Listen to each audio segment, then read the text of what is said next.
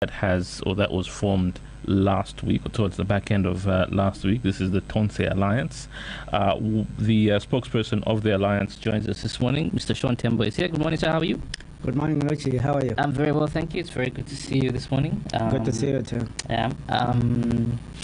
So let's begin, first of all, with some ground rules, because I know there's a video going on, and I think everyone's expecting, fights and everything between me and you, but we don't do that here. So just some very small ground rules. It's good to see you. We'll ask questions, you answer the questions, and we should be fine, as we've always been. Can I ask you just your quick thoughts on what's happened in Botswana? Because I do know that you spent some time in Botswana. Obviously, they've elected a new president.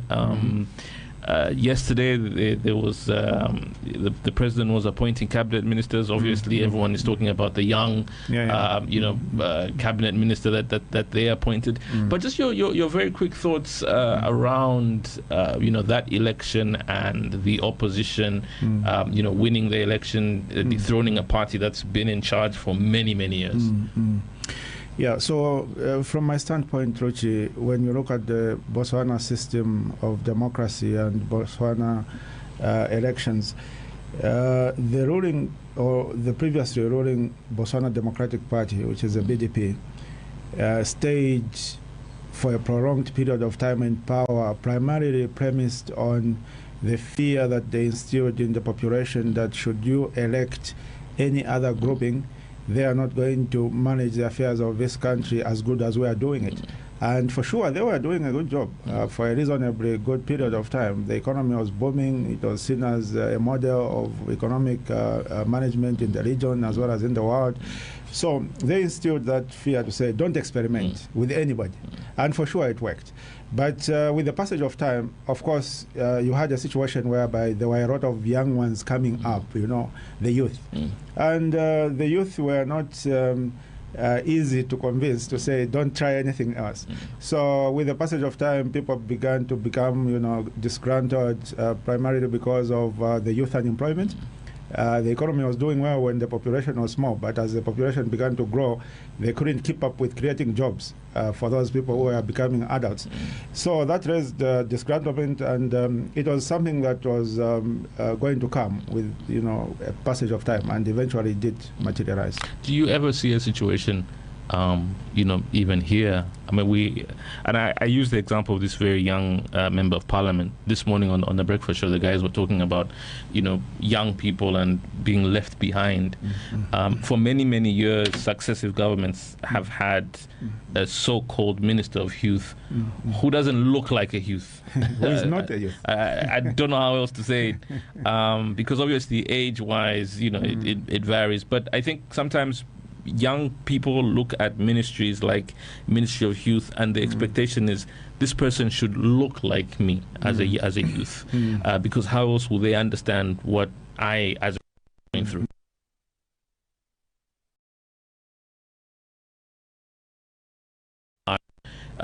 In Botswana, where you do have a very young Minister of Youth. In Botswana, to a large extent, they've always lived up to the expectations of the population in terms of having a youthful Minister for Youth.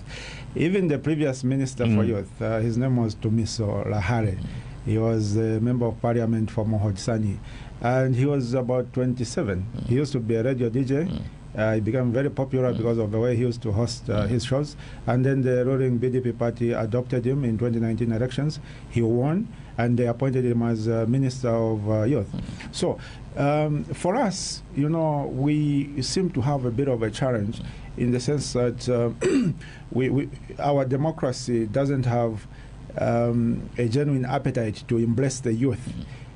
To fully participate in the electoral process of the country, other than to use the youth to cause mayhem and to perpetrate acts of violence, to denounce elderly people. We have never fully integrated the youth in our democratic dispensation, and I think it is time we did that. Not only as cadres, but as leaders. We need to begin to groom them as the next generation to run this country, and we need to take that direction, in my view. Okay. So the last time you were here, you were still, I was trying to go back into time just to have a listen back, but at the time when we last spoke, I believe you were still a member of UCA, yes. the United Kwacha Alliance. Yes. Obviously, stuff happened then, and now you formed this alliance. But I do want to take you back just slightly, because I think that it's important that people try and understand, yes.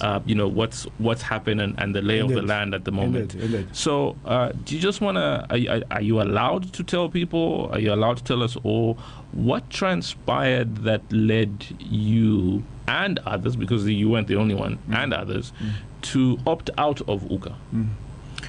I think it was an issue of a fundamental disagreement in the strategic approach that the alliance should take, principally with regard to the issue of at what point do we pick our presidential candidate in the alliance. There were some of us and my colleagues who ended up leaving, who felt that we needed to do that as a matter of agency, because we felt that the presidential candidate needed a lot of time to be able to campaign and people to know that person and so on and so forth. And then there was another grouping, which is largely our brothers and sisters who remained in UCA, who felt that there was no hurry to pick a presidential candidate, and that a presidential candidate could be picked even on the day of nomination. And we primarily disagreed on that. Of course, there were other, small issues here and there, but that was the elephant in the room. And for me personally, Rochi, I want to tell you that at that particular time, it wasn't a question of who we should pick. And I would have been comfortable, any person that the alliance, that UCA would have picked while I was there, and I would have rallied behind that person. I would have gone out of my way to market that candidate. So it was principally the issue of at what point. Because, when you look at our major competitor, which is the ruling party, they already have their candidate for 2026. So why should we unveil our candidate on the day of nomination? To me, it didn't make sense. And, when you belong to these alliances, people might not realize it, but you make a lot of sacrifices, because you are essentially saying, look, I'm not going to be on the ballot myself, and I'll back whoever is going to be on the ballot. That is a big sacrifice, because we all know in Zambian politics that if you feature on the ballot, your reach and your support base tends to grow with the passage of time, as long as you are featuring on the ballot. And if you take an absence from the ballot, then it hinders your political journey to a large extent.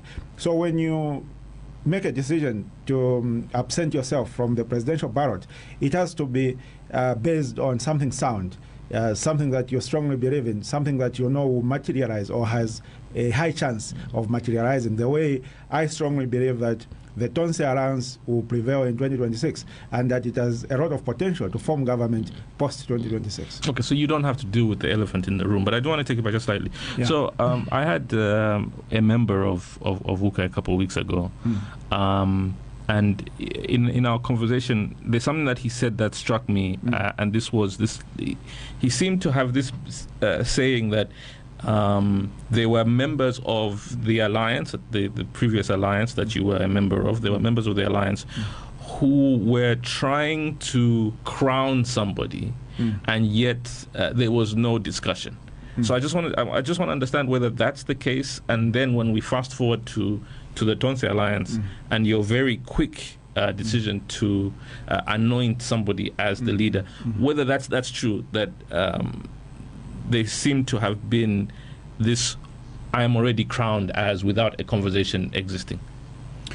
Well, in UCA, I don't want to dwell so much on UCA, but in UCA, we never got to reach a point where we said who should be the candidate and then to subject it to a vote. We never got to reach that point.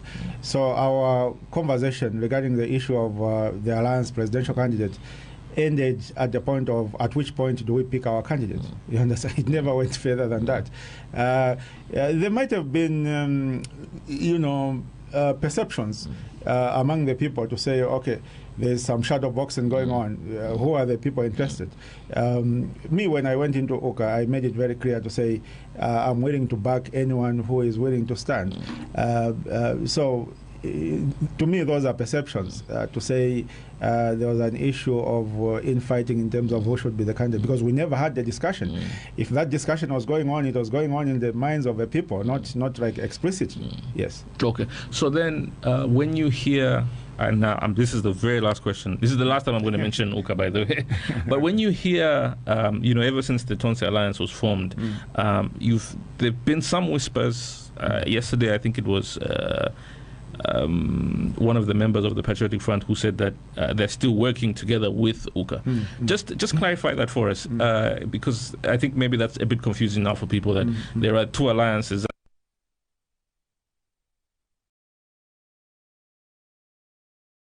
What's the situation there? So, Luchi, that is very correct, actually. As TONSE, we see UCA as our brothers and sisters. That is the reason why you've noticed that despite some of the remarks, not so good remarks, that our brothers and sisters might have been piling on the TONSE alliance, we have not responded. To the contrary, we've told our brothers and sisters to say, look, if we have offended you in any way in the past, we apologize for that. Going forward, we want to embrace each other and march forward together as opposition. That is primarily for two reasons. Number one, the battle that we have as TONSE Alliance is with the ruling UPND party. We don't have any fight with any of our fellow opposition. That is number one. Number two, in order to remove the UPND from office, we strongly believe that we need to rally together as opposition. And that is the expectation of the Zambian people. They want a united opposition. And a united opposition cannot happen if every time Sean Tembo is on radio, he is disparaging UCA or disparaging the People's Pact or disparaging that one. Similarly, opposition unity cannot happen if when UCA spokesperson or UCA member on radio, they are disparaging TONSE Alliance, disparaging Sean Tembo. That is not appropriate. So for us, we want to take the lead to ensure that we have cordial relations. We might not come together and become one alliance at some point, but at the least, we need to have very cordial relations. We need to be able to hold hands as brothers and sisters in the opposition. So that is what we are working towards. And we are taking the first step in that direction. Okay. So do you want to also let us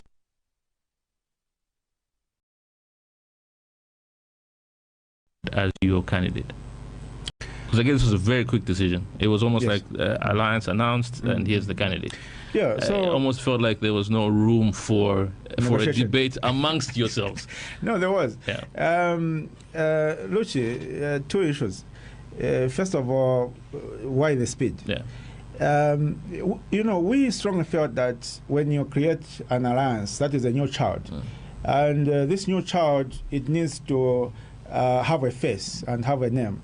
Otherwise, it will be very difficult to market the alliance without the alliance having a head. And that head should be the 2026 presidential candidate, you understand, who is no other than Dr. Edgar Chagwalungu, the 60th Republican president and soon to be 8th Republican president.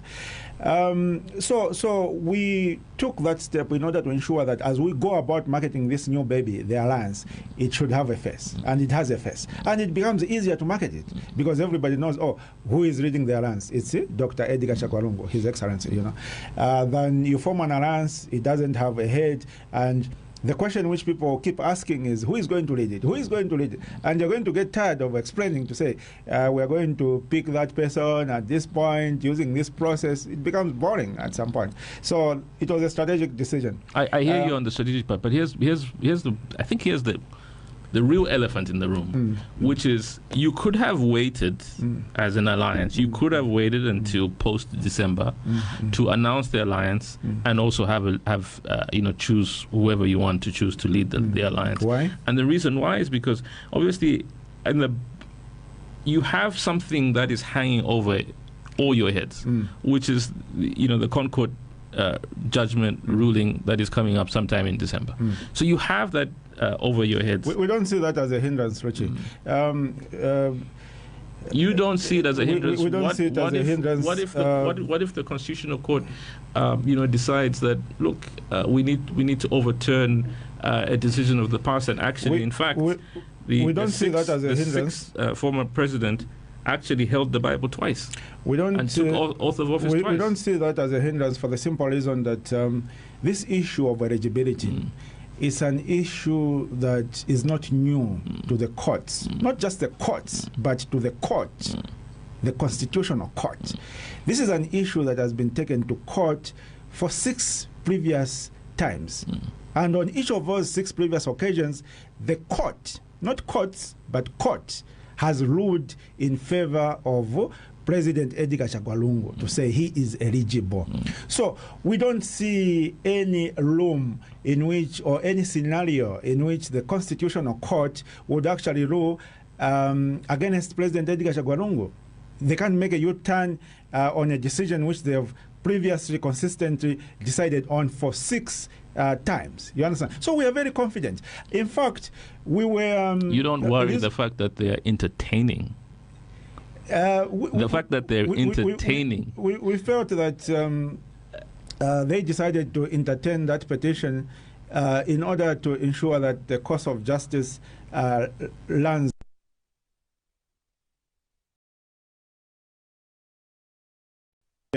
to dismiss a matter, on a preliminary basis.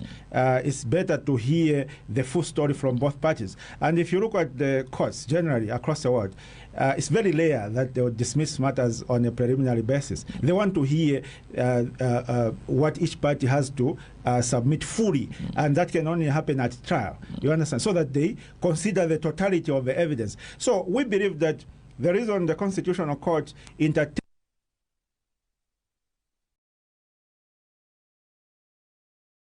is fully heard, and that they are not they do not have any perceptions of bias to say they dismissed this matter without hearing it. You understand? So to us, the fact that the Concord entertained that matter does not worry us. It does not undermine our confidence that the court will rule in favor of our presidential candidate. What happens if they don't? What happens if they don't?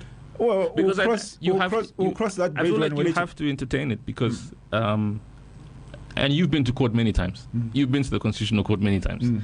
I'm sure when you were walking into the Constitutional Court, the many times you've been there, you were very confident in your argument. 9 out of 10 times, your argument was thrown out. So you have to entertain the possibility that it could happen. There is a remote possibility, but as far as we are concerned, we are 99.99999% that the court will rule in favor of President Edgar Chagwa Lungu. If they decided to departure from the decisions they've made on 6 previous occasions, then we believe that the reputation and integrity of the Constitutional Court is going to be brought into serious question by any and all right-thinking Zambians. Okay. In choosing the former president, what were the considerations? Yes, what were the considerations? Because again, you've asked somebody who has, according to many people, has a lot of baggage. He comes with a lot of baggage. And assets as well. Baggage and assets. But okay, fine. If you want to be strategic, you can say assets. But I think I want to stick with the phrasing of baggage. A lot of people believe that he comes with a lot of baggage. And assets. Fine, assets. So what was the consideration? We wanted to pick someone who can win us the election in 2026. Regardless of the baggage. When you look at President Edgar Lungu, Luchi, he's more of an asset than a liability to any political grouping. You understand? The fact that he served this country for 7 years, the fact that the economy was stable in the period he served this country, he maintained the exchange rate to a reasonable level, around 17 by the time he was handing over power on the 26th of August 2021, maintained fuel prices to a reasonable level, about 17 kwacha again per liter average. He, maintained the cost of living to a reasonable level. When you look at the, Jesuit Center for Theological Reflection, Basic Needs Nutritional Basket, which averaged around 5,000 kwacha compared to the 10 to 11,000 that is there now. It has more than doubled. So he did very well. The only reason that we thought President Edgar Lungu had not done well in governing the country is because of the high expectation, because of the high expectations that were created by the opposition to say, you are at this level, you can do better. You understand? It is like a woman is married, happily married, and they are living in Chirenge, and this other man comes and says,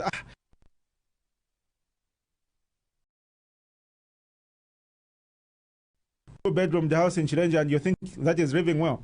If you come to me, I'll take you to Woodlands, you'll be living in a 10-bedroom house, and instead of 3 square meals, I'll give you 7 square meals a day. You understand? That is the situation that Zambia faced in the 2021 general elections. And this married woman, this happily married woman said, so I can live in a 10-bedroom house, so I can have 7 square meals in a day. Then she quickly divorced her husband in Chirenge and went to this man in Woodlands. And then when she arrived in Woodlands, she realized to say, there is no 10-bedroom house here. There are no 7 square meals here. Instead, they are living in a shack. And it's not Woodlands, it's a faraway village. You understand? They're living in a shack. They can't even afford a square meal a day. You understand? And then this woman begins to regret, to say, I left you. That happy husband, happy marriage where my husband was able to provide within his means. That is the situation. So that woman now is thinking of going back to her husband in Chirenge. And the husband in Chirenge is Dr. Edgar Chagwarungo. This boyfriend who took away this happily married woman to a shack to start only having a meal once in 2 days is the current president, Dr. Hakainde Hichilema. So there's no question that the woman is decided now. He knows that this man who stole her away from her happy marriage cannot sustain his promises. So she's ready to go back to the husband in Chirenge. There's so many holes I want to plug in this theory of yours here. The first one is this belief about maintaining, because here's what a lot of people will say. They'll say you can make the argument that the exchange rate was stable at 17. You can make the argument that fuel was stable, but you could also make the argument of where someone found it at. If you find something at 4 kwacha and it goes to 17 kwacha, you can't sit and say, I've maintained. That is the numbers don't lie in terms of you saying things went up, they were maintained at a high level, but things went up. So you can make the argument, say, you know what, we maintained at 17 that the exchange fuel was at X amount, but the reality still says that at the very beginning when someone took office, the exchange rate was 5 to 6 kwacha, went up to 17 kwacha. Fuel was X amount, went up. So let me explain something to you, Luchi, primarily on the issue of the exchange rate.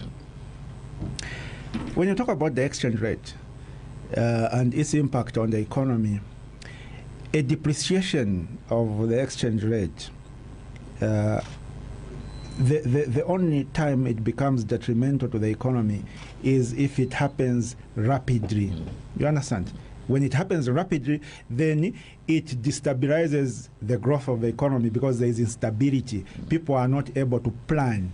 The key thing about economic growth is that the key variables should be stable so that economic players should be able to plan. You understand? Because when they are not able to plan, they are not able to make economic decisions. When they are not able to make economic decisions, the economy can't grow. Because the growth of the economy is a product of the various economic decisions made by its various players in the economy. You understand? So, when you look at the 10 years that the Patriotic Front were in office and the movement of the exchange rate all the way to where it was at about 17 when they left office, it was gradual. And there's nothing wrong with a gradual depreciation of the kwacha. There's nothing wrong, you know. The depreciation of the kwacha only becomes a problem when it is rapid. Now, when you look at the way the kwacha depreciated in the 2 years, actually, after President Hakainde Hichilema went into office, from that 17, it went all the way to 26. You understand? That was too rapid for that short period of time. And that is what causes economic instability. You understand? So that is my bone of contention to say that was mismanagement of the economy. The other aspect, Hirochi, which President Hakainde Hichilema used to talk very much about, very passionately about when he was in opposition, is the issue of the crowding out of the private sector. He used to talk about that very passionately. And specifically, he used to refer to the issue of domestic debt.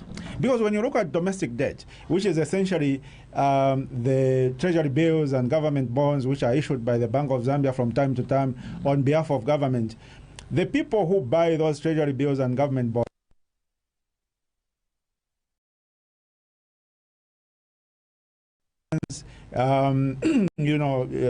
institutions like the Workman's Compensation and so on and so forth. So when these people lend money to government using domestic debt, they are denying an opportunity to lend that money to the private sector. And the private sector needs financing for it to be able to grow. You understand? So when a bank is making a decision whether to lend money to Luchi or lend money to the government, they would rather lend that money to the government because the risk of default with the government is almost zero. Because when the government doesn't have money, they simply print more money. You understand? Luchi can't print more money. You understand? So they would rather lend to the government than Luchi. So even if you had a brilliant idea, you are not able to materialize that idea because you don't have access to reasonably priced finance. And that is the reason why, Luchi, when you look at the Zambian economy and you compare it with other economies in the region, Tanzania, Zimbabwe, even Malawi, you'll find that these other economies in the region, they are run by indigenous citizens of that country. The economy is in the hands of the indigenous citizens.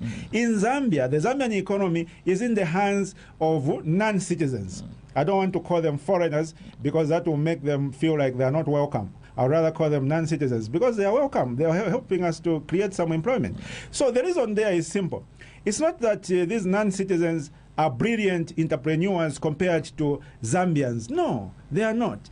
The only issue is that these non-citizens are able to come to Zambia with their own money, which they would have sourced from their countries at a reasonable rate. So they come to Zambia, and whichever sector they invest in, whether it's real estate, whether it is retailing, whether it is wholesaling, whether it is manufacturing, they are able to thrive because they don't have competition, because the Zambians who have the ideas don't have the money. And when they go to the bank, they can't access money. And all that is because of the government's appetite to borrow from the economy using domestic debt. Now, when you look at that issue of domestic debt, the Patriotic Front government, when they came into office, they found domestic debt at about 38 billion kwacha. And they borrowed approximately 40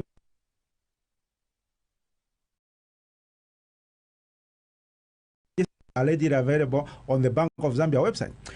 When the UPND came, so you are comparing 40 billion over 10 years, and then the UPND came and it drove domestic debt from 78 billion kwacha on the 26th of August 2021 to 232 billion kwacha at the present. If you go to the Bank of Zambia website, you'll see that our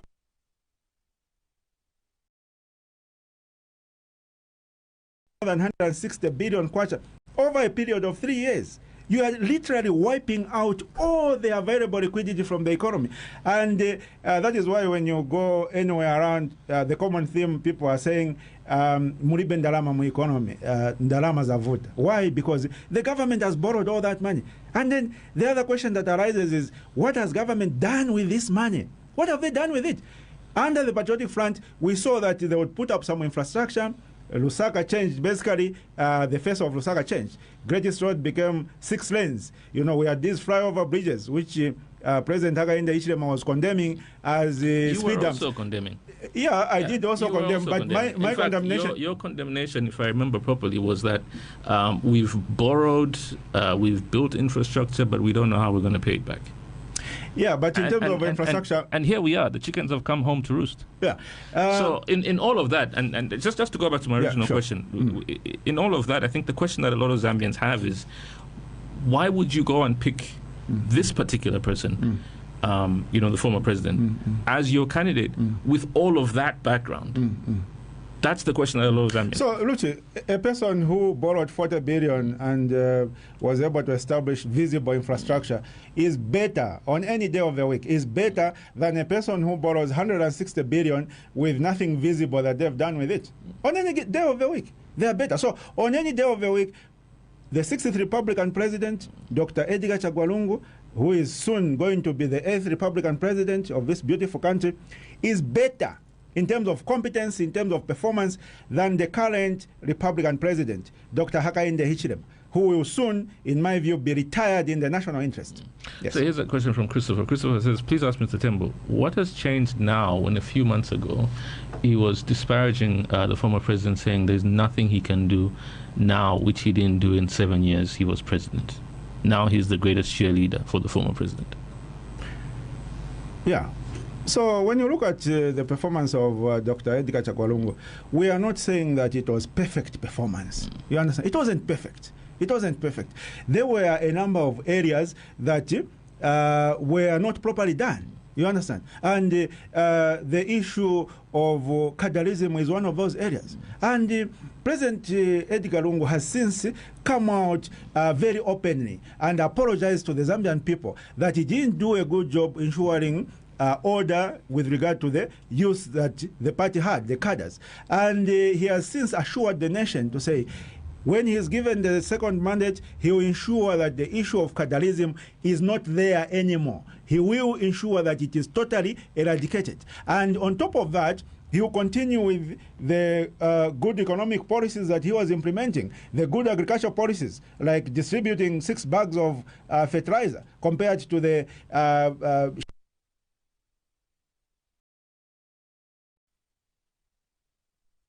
Dr. Edgar Chagwa was a perfect president. Far from it, he wasn't. But he was a better president, and he's willing and able to use his experience and the wisdom he gathered from that experience.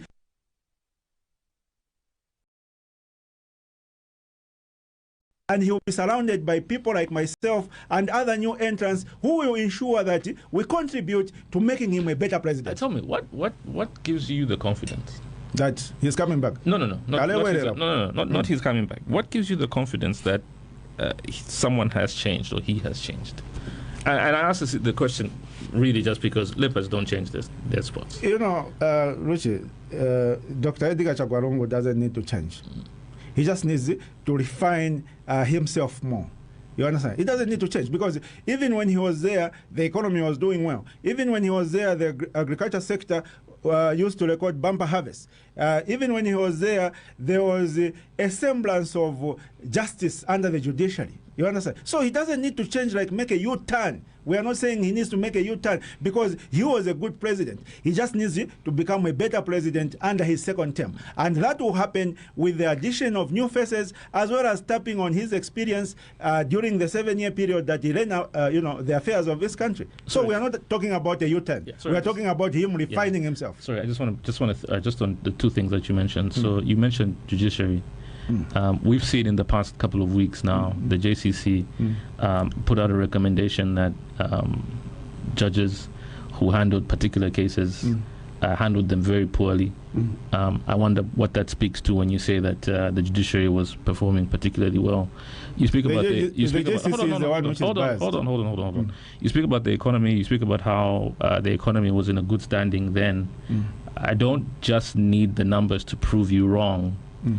All I need is to remind you that I used to sit here and I used to speak to those of you who were in opposition. I used to speak to those who were in leadership, and I used to say the same thing to them, that the economy is in a bad state. People can't afford food. That was then.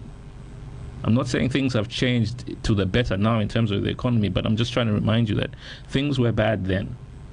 But when you compare to now, things were far better then. I don't need a comparison. I'm just letting you know that things were bad then, and I think it's important that as a people. No, hold on. I'll let you answer. Don't worry. I think as a people, we need to be honest. Those of you who are in politics need to be honest, and we all just need a bit of honesty. Let's not try and rewrite history to paint the picture that it was perfect. It wasn't perfect. No, no one said it was perfect. It wasn't perfect. But it was better. It wasn't good. It wasn't perfect, it wasn't but it was good. better. It wasn't perfect. If we use your theory, we may as well bring back MMD. Because things were good. We may as well bring back UNIT because things were good. Let me answer your question. Yeah. Let me answer your question. You're saying there were people who were hungry under the previous regime, under President Edgar Chagwarungu's administration. At any given time, and wherever you go in the world, there will always be people who are going to bed hungry without food. Even in America, you'll find that there are 2 million homeless people. You understand? So the fact that there are some people who are going to bed hungry is not a measure of the performance of the economy by itself. What you need to do is compare the number of people going to bed hungry. You understand? And when you look at the figures, when you look at the statistics, even the statistics in terms of the number of Zambians living below the poverty datum line, you find that under the ECL's administration, that figure was around 60%. You understand? Right now, that figure is above 70%. Those are statistics. Those are facts. So there are more people going to bed hungry now under the Hakainde Hichilema administration than they were under the Edgar Lungu administration. It's a fact. Also, when you talk about the cost of living, we don't have a very reliable, up-to-date system of measuring that, other than what is published by the Jesuit Center for Theological Reflection. I'm sure you agree with me. The basic nutritional needs basket for a family of 6 in Lusaka. And when you look at that measure, that is objective data. It is not subjective data. It is not my opinion or your opinion, Nuchi. That is objective data published by a third party. You'll find that under the Edgar Lungu administration, the cost of living for the 10 years that they were in office, the cost of living moved from about 3,000 kwacha to about 5,000 kwacha over a period of 10 years.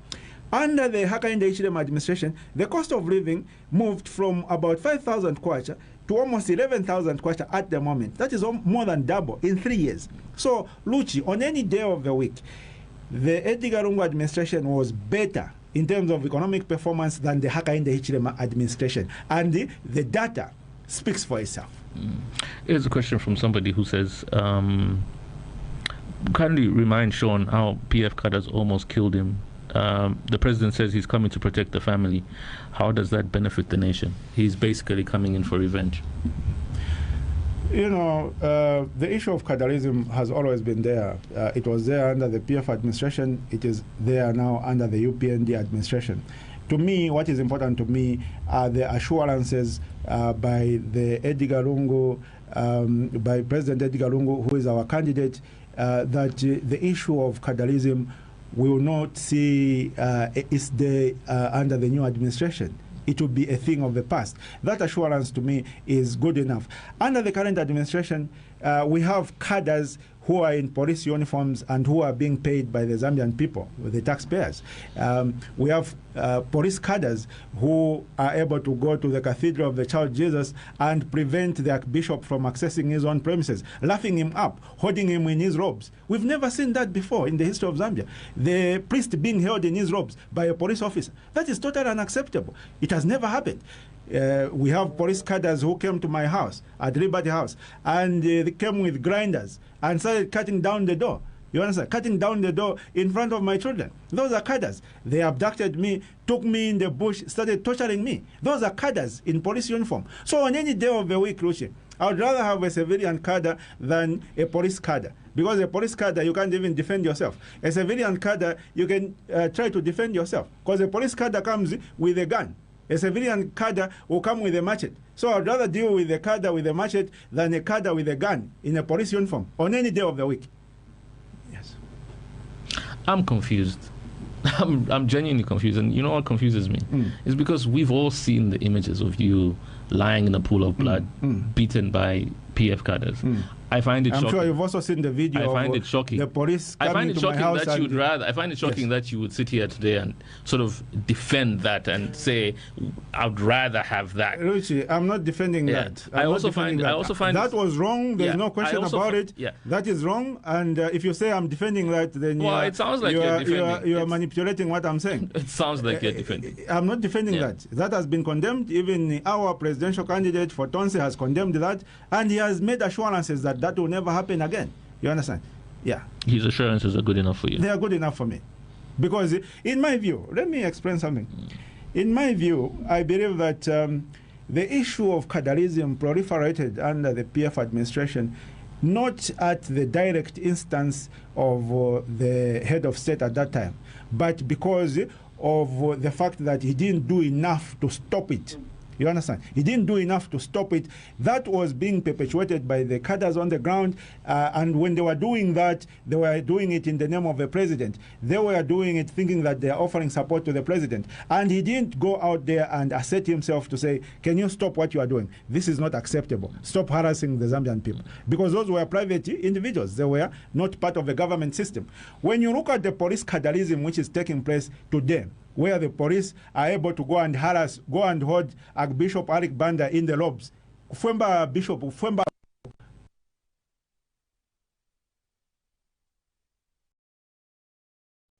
now is taking place under the direct instructions of President Hakainde Hichilema, because a policeman is not a private citizen, unlike a PF cadre. A PF cadre was a private citizen, so they were able to do what they felt they needed to do as private citizens. But a police officer is not a private citizen. A police officer is part of the state.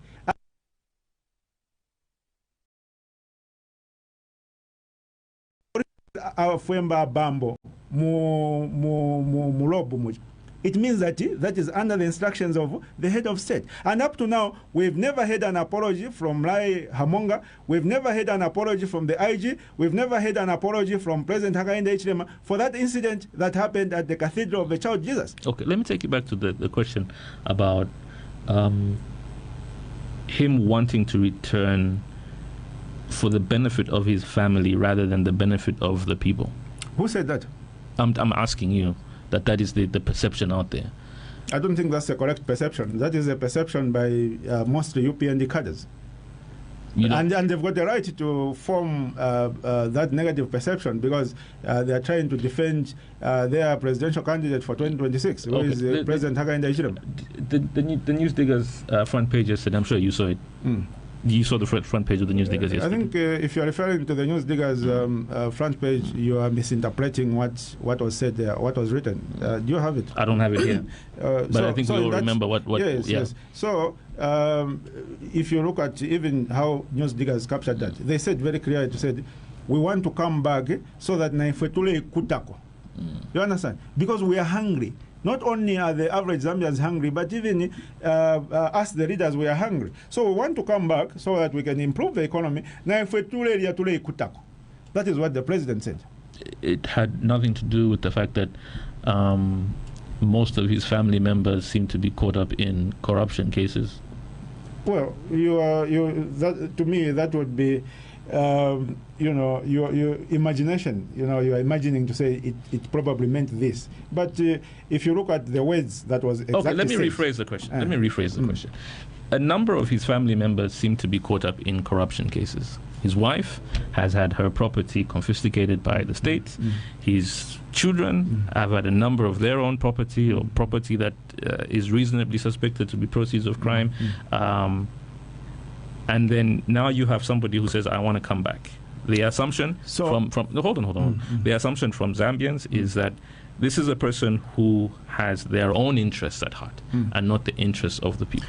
So, Luchi, first of all, from our standpoint, those corruption cases, they are not genuine corruption cases, because when you look at the fish ponds in Sinda, which the Drug Enforcement Commission confiscated from Honorable Tasira Lungu, those fish ponds, Ruchi, pictures are there.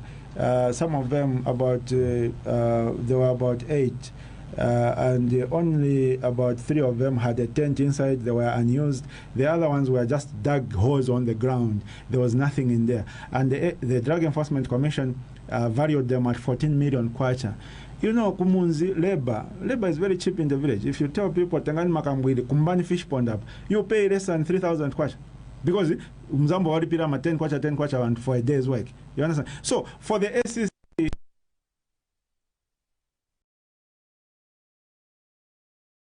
14 million.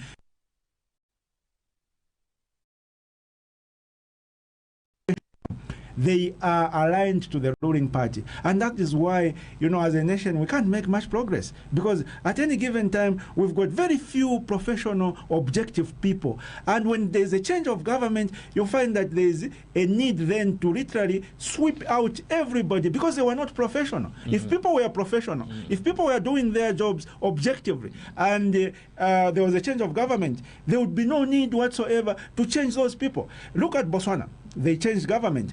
Up to now in Botswana, President Duma Boko has maintained the same commander of the Botswana Defense Force. It's only been a week.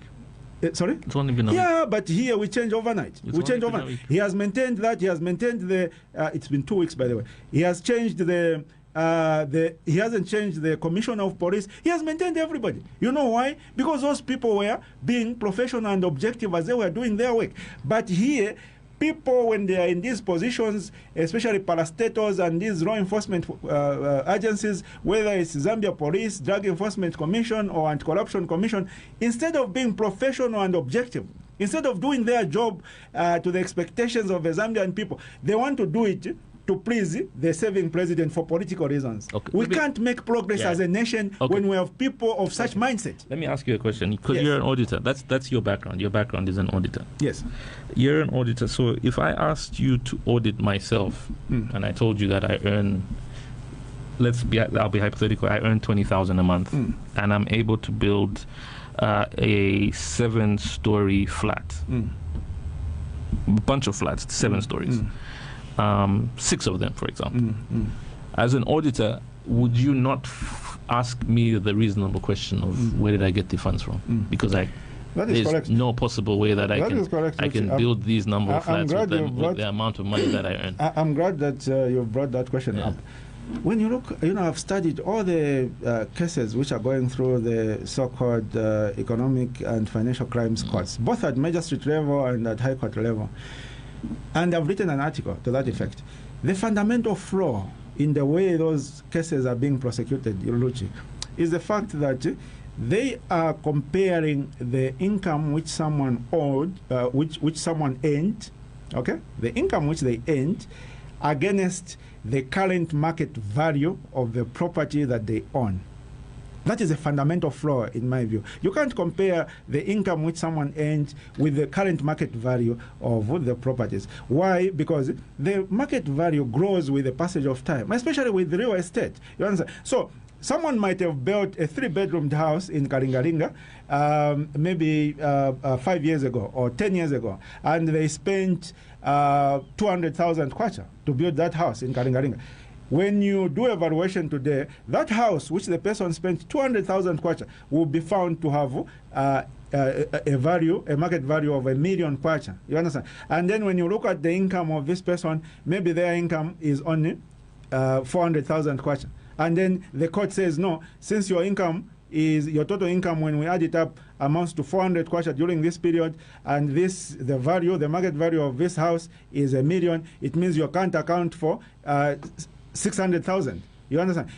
And then they convict that person, and then they get away that house from that person. That is grossly unfair. What these people needed to do is they needed to not use the valuation surveyors, but to use the quantity surveyors. So a quantity surveyor is supposed to go to a house, the 3-bedroomed house in Kalingalinga, and do a bill of quantities. You understand? Do a bill of quantities for that house to say, to build this house, how many blocks were used? How many roofing sheets were used? How many window frames were used? And then they tabulate, a bill of quantities. Once they do a bill of quantities, then they should have attempted to price that bill of quantities. How do you price a bill of quantities? You look at the price index. You look at inflation. So if it is a block, you've calculated the number of blocks that took to build that house, right? Let's say 4,000 blocks. Then you look at the price of blocks today. How much is it? It's 12 kwacha.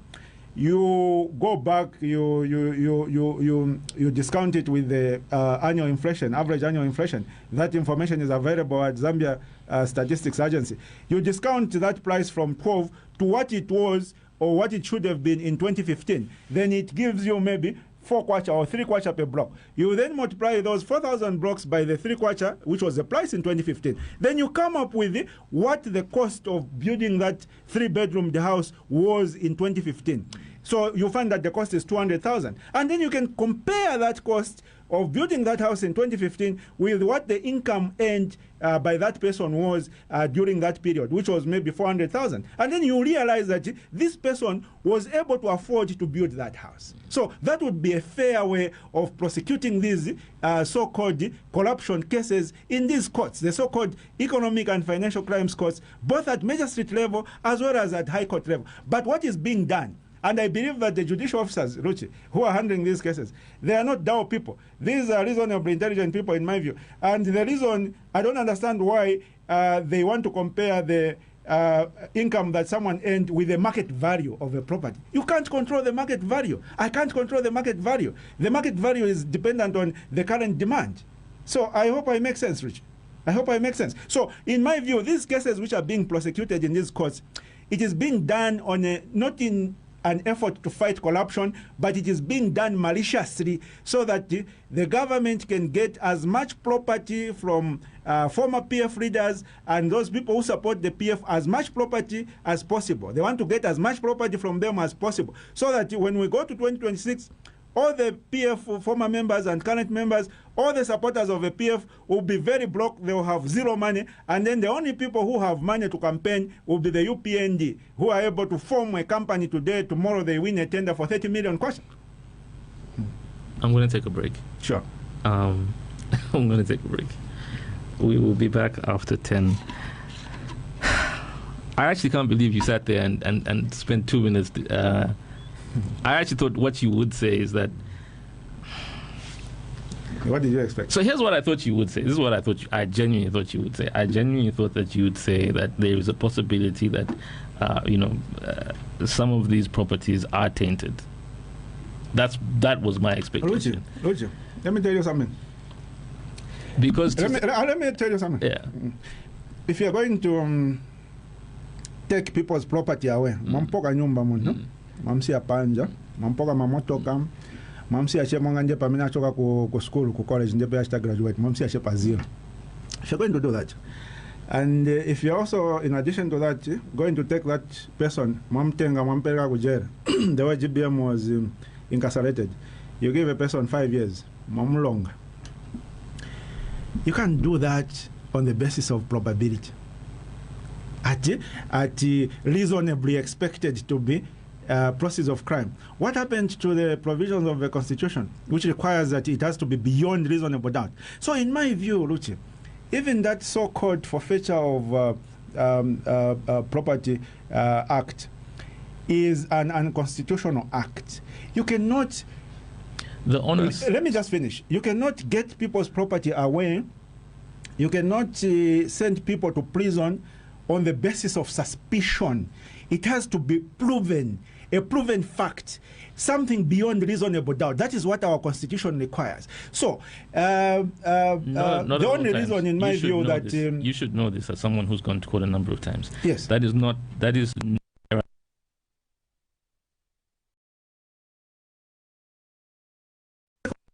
There are some that don't need to. That is the Constitution, Luchi. I believe you. And in this case, and just a minute, Luchi, let me just make the point. Let me just make the point before I forget, because I am getting old now. Yeah.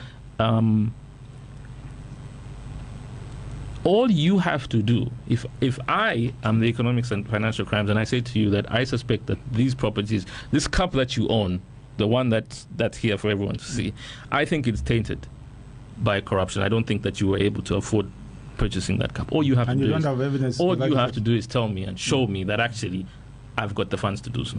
That's it. So, Luchi, that's all. Luchi, and I think for many Zambians, I think this is what disappoints them. Let me address that.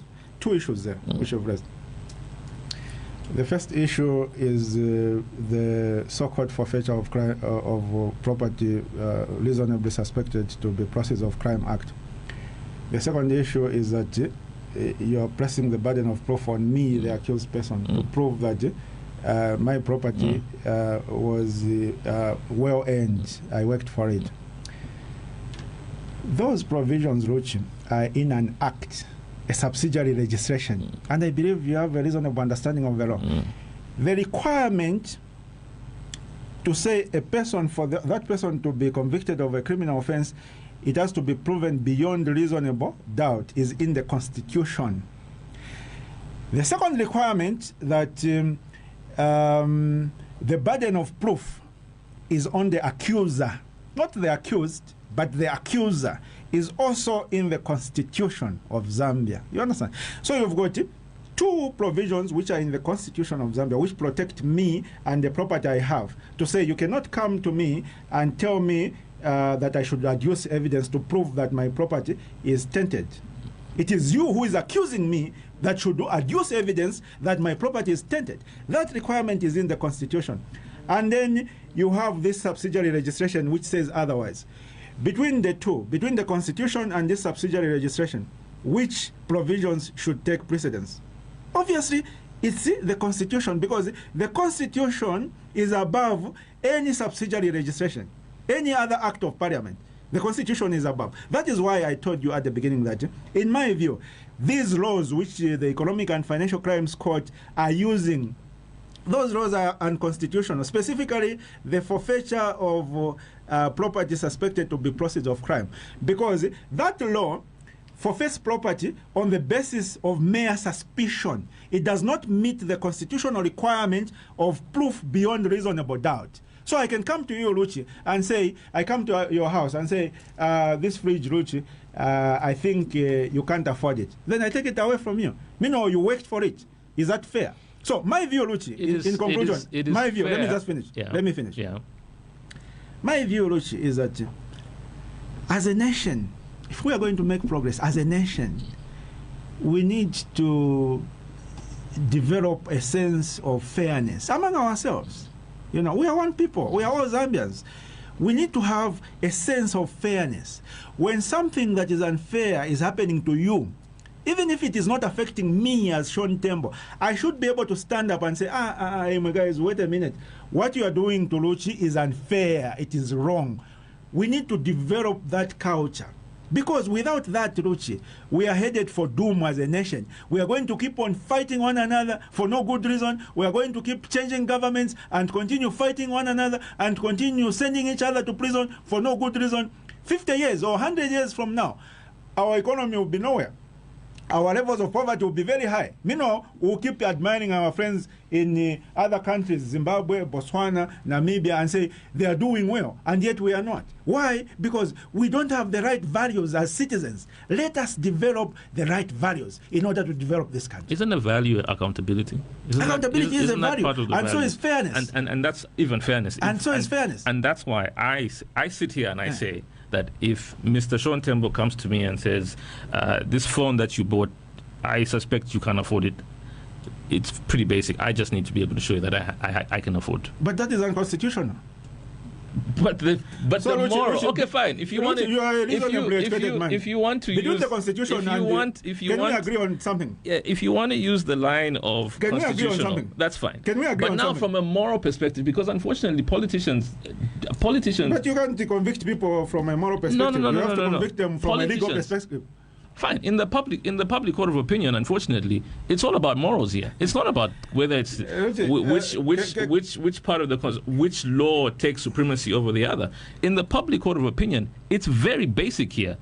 I've asked you the question: this flask that you own, were you able to afford it? Yes or no? Just show me that you are able to afford it. End of story. So, Luchi,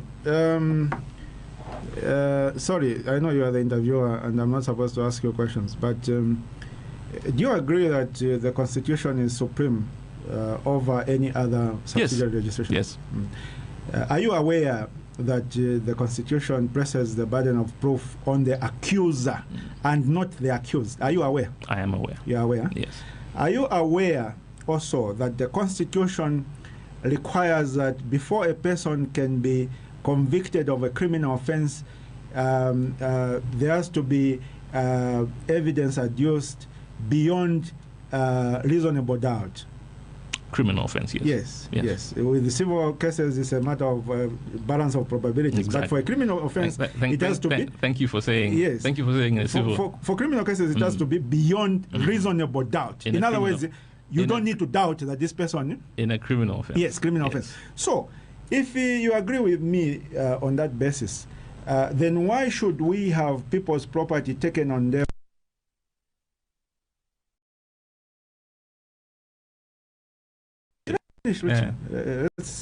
Let's not have a tug of war. Why should it be necessary to take away people's property, former PF members and former supporters of PF? Why should it be necessary to take away their property on the basis of mere suspicion? Again, as opposed, let me finish, Richie. Let me finish, then you'll come in. I know. I'm just saying, I'm whispering here. I'm not even talking out loud. I'm whispering. Let's not do a Costa. Go. Costa here. Yeah, go. Yeah. So, I was recalling my position again. If the Constitution clearly says, Constitution, supreme law of the land, above any other legislation, subsidiary legislation, clearly says that the burden of proof in criminal cases is on the accuser, not the accused. If I accuse you, I should prove that you committed that offense. Cases. That's the Constitution of Zambia. Okay. Cases. Look, again, you are doing a Costa on me.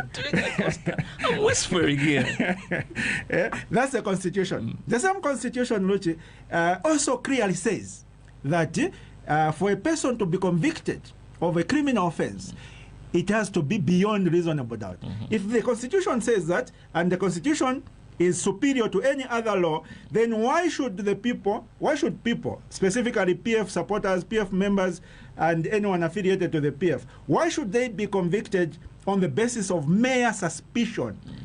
Mere suspicion. You get their property away at property suspected to be proceeds of crime. Suspicion. Me, I can suspect anything. Does that warrant for that person's property to be taken away? Equally, why should people be incarcerated? Right now, we have GBM who is incarcerated. He's an old man. He's incarcerated at Mwembeshi prison. On what basis? On the basis of mere suspicion, according to that forfeiture of proceeds of suspected crime act. And also because the prosecution placed the burden of proof on the accused. They told him, can you show us evidence that this property is not tainted with crime? Instead of them proving that the property was tainted with crime. You understand? So we have a lot of unconstitutional activities taking place, and on the basis of unconstitutional acts, you are sending people to prison, you are taking away their property. You know what we are doing? We are merely creating appetite for revenge should there be change of government, which is totally unnecessary, because we are going to continue with this seesaw activity. Today, these are being prosecuted. The other day, these are being prosecuted. Meanwhile, as a nation, we are not making economic progress. We are not. We'll keep stuck at one point.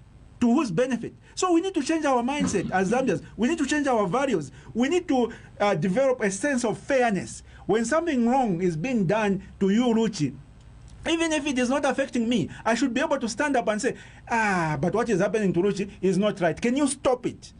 Yeah. Once we do that, once we have a sense of justice as individual citizens, then we are going to begin to be more united as citizens. The levels of conflict, the levels of apathy towards one another is going to be reduced.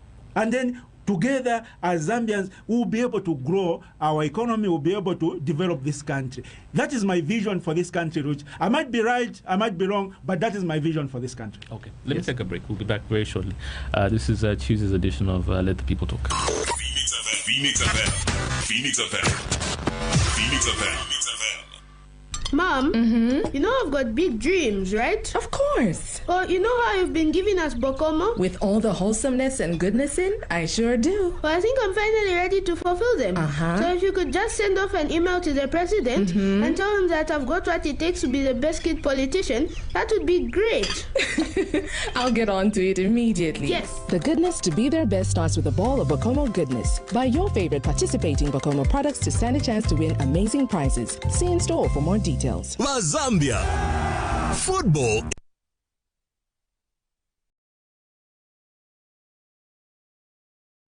It all. the fun, all the shine, all the stars, all the mingalato, all the saves, all the goals, all the football, all the bola you love.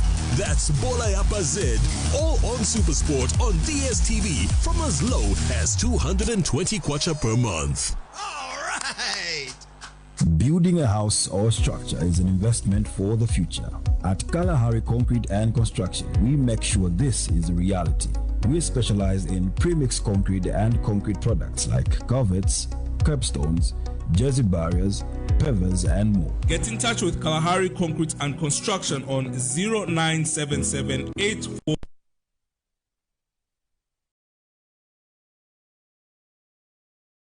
A solution.